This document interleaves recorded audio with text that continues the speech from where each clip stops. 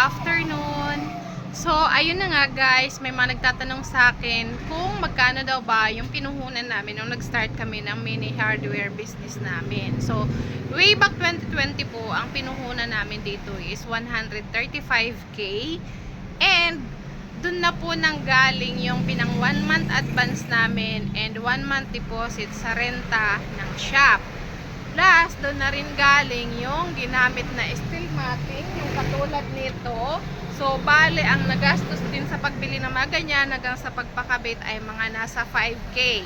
So, yung rent namin sa shop before, 10k. So, 1 month advance, 1 month deposit, so 20k. So, total niya ay 25k. So, doon sa 135, sa 135 minusan natin ng 25, ang natira na lang ay 110k. So bali yun po yung pinuhunan namin. So kung magtatanong kayo kung ganito na ba kadami nung nag-start kami, ayan, hindi pa po. Yung shop namin po noon, isa pa lang siya, maliit lang siya. Ayan, yung ito pa lang, yung side pa lang na yan. And parang kunti-kunti lang talaga yung mga items namin noon. Like for example, yung rubber mallet namin, 3 size yun, tigta 3 lang. Tapos yung plies namin, tigta 3 lang. Tapos as in konting-konti lang talaga guys. Tapos yung martilyo namin, 3 lang. Yung 3 small, 3 malaki, ganun. Tapos yung hulog namin ganun din, 3 lang talaga kada size niya, di ba? Yung hulog namin for example 250 grams, 300 grams, 400 grams, 500 grams. Tigta 3 lang talaga nun guys. So, tatry kong hanapin yung picture nung nag-start pa lang kami kung ano talaga yung itsura. Kasi para may idea kayo. But, yun ay nung 2020 pa. So, sa ngayon, kung ako ay tinatanong nyo kung kakasya pa ba yung 135k na puhunan kung mag-i-start kayo ng mini hardware, pwede naman po siya. And yun nga, talagang kailangan lang talaga humanap kayo ng magandang location ng pagtatayuan nyo ng business. Ano pa ba yung isang questions? Kung kaya daw bang kitain yung pambayad sa upa sa tindahan, kaya naman po siya. Pero syempre sa una, wag muna kayong mag-expect. Dapat may ano talaga kayo, may budget kayo na pang back up. Kasi syempre, pag start pa lang, di pa naman talaga kilala yung store nyo. So, malamang sa malamang, kunti pa lang yung kita, yung benta nyo. O, di ba? Yung benta nyo, di pa naman talaga yun. Yung gross sale nyo sa isang buwan, di pa guarantee nakikita kayo agad ng sabihin na natin 4k, 5k sa isang araw. Hindi siya ganon. Kasi sa una, wala pang alam wala pang may alam sa inyo. So, siguro mga 3 months, ganyan. Tapos, unti-unti, pag marami nang nakakakilala sa inyo, syempre, lalaki na rin yung benta. At saka, syempre, ano pa ba yung tanong nyo sa akin? So, sa YouTube kasi guys, may mga nagtatanong sa vlog ko doon. And, syempre, laruin nyo rin or observe yung maigi kung ano yung mabenta sa lugar nyo, yung palaging hinahanap ng mga tao. Kahit pa nasabihin may kakompetensya kayo dyan sa pinagtayuan nyo, mayroon kayong pagkakaiba sa mga binibenta nyong items. Tulad namin, dito sa shop namin, mayroong hardware kabilaan dito. Yung malaking hardware talaga, 1, 2, tapos kami maliit lang. Yun nga lang, karamihan din ng mga items namin wala sa hardware. Tapos yung sa hardware naman, ang kagandahan kasi si hardware, pag wala sa kanila, dito inaano sa amin. Tawag nito, sinasabi na, ay dyan kayo bumili kay ano kasi mayroon sila dyan. O diba, walang competition na nagaganap. Although sa business naman talaga guys, mayroon competition. Pero dito kasi walang gano'n na alam mo yon, grateful siguro kami kasi yung kalapit naming hardware, mababait talaga. Parang inaano pa nila yung mga customers nila pag wala sa kanila dito, ini-encourage nila na dito sa amin pumunta, bumili o gano'n. Tapos, ano pa ba yung mga, ayun naman, yung magagastos. So, magkano nga ba yung magagastos sa business permit?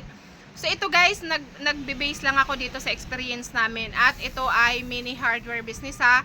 So, sa amin, ang nagastos namin pagkuha ng business permit ay mga kasi 3 plus sa. So, yun na nga guys, continue tayo. Pagpasensyaan nyo na akong maingay kasi vlinag ko to dito talaga mismo sa tindahan. So, kung magtatanong naman kayo kung magkano yung nagastos namin para sa business permit, so sa barangay guys, ang binayaran namin ay 1,700. So, barangay business permit, 1,700 plus sa City Hall, ang binayaran namin sa locational clearance ay 200, sa TMO clearance ay 500, tapos may binayaran kami na sa business permit na 3,000 plus sa insurance na 1,820. And then meron pa kasi may papaano pa kayo, tawag nito, ipapanotaryo. So yung ipapanotaryo, depende kung saan kayo magpapanotaryo, kasi yung iba nagcha-charge ng 300, 150, 200. So depende sa location. So kami noon nakagastos pa kami sa notaryo siguro mga 450. And ano pa ba yung ibang binayaran namin? Wait. So sa business permit naman, kasama na yun dun yung sa Bureau of Fire. Basta nasa isang ano na lang yun, 3 plus yung binayaran namin. Parang 3,1. Ganon. So i-total nyo na lang yun. Basta 200, 500, 450. Tapos 3,1. Ayun, tapos barangay. Sa DTI naman depende. Pagka barangay lang 200, pagka regional kami, naka-regional kami is 1,000 na tayo, 2,000. Nakalimutan ko.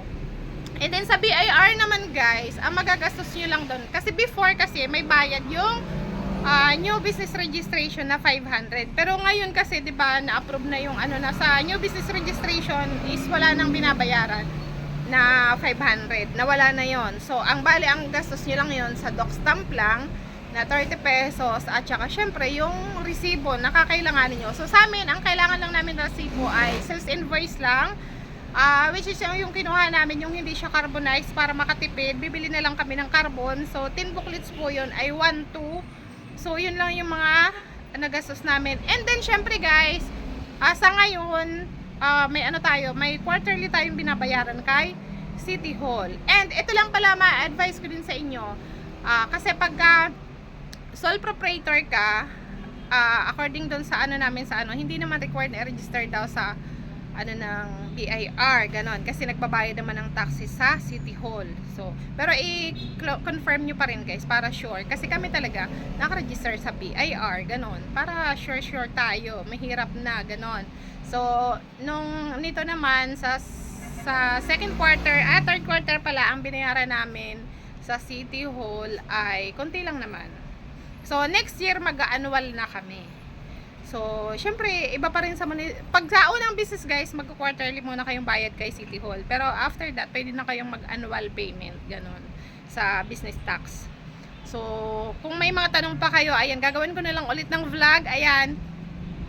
And salamat din pala sa panonood nyo. Kung medyo nalabuan kayo, i-comment nyo lang dyan, kasi gagawin ko na lang ulit ng follow-up vlog. So pagpasensyaan nyo na ulit, kasi maingay talaga itong vlog na to, kasi nga dito ko sa tindahan. So kung may mga questions pa kayo, i-comment nyo lang down below, at gagawa natin ng follow-up videos. So yun lang, maraming salamat. Don't forget to like, share, and follow. And syempre guys, subscribe nyo rin yung aking YouTube channel. Ayan, maraming salamat. Bye!